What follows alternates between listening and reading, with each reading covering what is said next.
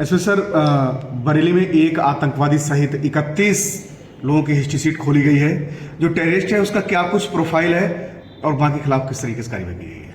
जनपद में जो आपराधिक तत्व हैं उनकी निगरानी के लिए लगातार उनके विरुद्ध निरोधात्मक कार्रवाई सुनिश्चित की जाती है। उसके अंतर्गत हिस्ट्री शीट खोलने की प्रक्रिया है। तो जनपद में 31 ऐसे अपराधियों की हिस्ट्री शीट खोली गई है जिनको पुलिस की लगातार निरंतर निगरानी करने की आवश्यकता है। इनमें 27 अपराधी गोकशी और गोतस्करी के हैं, 2 एनडीपीएस के हैं, एक वाहन चोरी का अपराधी है और एक अपराधी है मोहम्मद इनामुल हक जो किला थाना का निवासी है, जिसका आतंकवादी संगठनों से जुड़ने के संबंध में एफआईआर पंजीकृत हुई थी एटीएस के द्वारा और माननीय एटीएस न्यायालय के द्वारा इसको 10 वर्ष की सजा भी हुई थी। ये जब गिरफ्तार हुआ था तो आतंकवादी संगठनों से जुड़ने और अन्य लोगों को जोड़ने के कार्य के आरोप इसके ऊपर थे। फेसबुक के माध्यम से इसके द्वारा ये कार्य किया जा रहा था, क्योंकि ये बहुत गंभीर अपराध है और ऐसे व्यक्ति की सतत निगरानी पुलिस को करनी चाहिए। इसकी गतिविधियों की भी निगरानी और इससे जो जुड़े हुए लोग हैं उनकी भी निगरानी करनी चाहिए।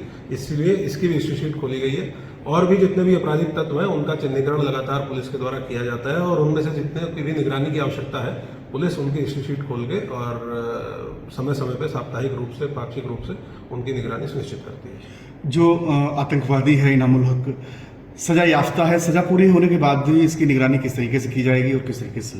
हिस्ट्री शीटरों की निगरानी के पुलिस के पास कई सारे उनका जो मैनुअल सर्विलांस है, हर तरीके की सर्विलांस का पुलिस के तरीके हैं और उसमें पुलिस रेगुलेशन के अंतर्गत बहुत सारे प्रावधान हैं कि किस तरीके से हिस्ट्री शीटरों के जो ठिकाने हैं उनका, उनके मूवमेंट का, उनके जो सहयोगी हैं या उनके लिए जो सहानुभूति रखते हैं उनकी निगरानी कैसे की जाए और उनके विरुद्ध क्या कार्रवाई की जाए। तो एक बार जब हिस्ट्री शीट खुल जाती है तो परमानेंट पुलिस की निगरानी के जद में व्यक्ति आ जाता है।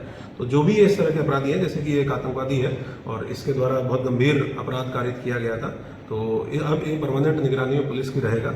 अन्य भी इस प्रकार के लोग चिन्हित किए जा रहे हैं। हम लोग ऐसे सभी अपराधियों की हिस्ट्री शीट खोलेंगे और ये सुनिश्चित करेंगे कि कोई भी व्यक्ति, आपराधिक तत्व ऐसा ना हो जो पुलिस के रडार में ना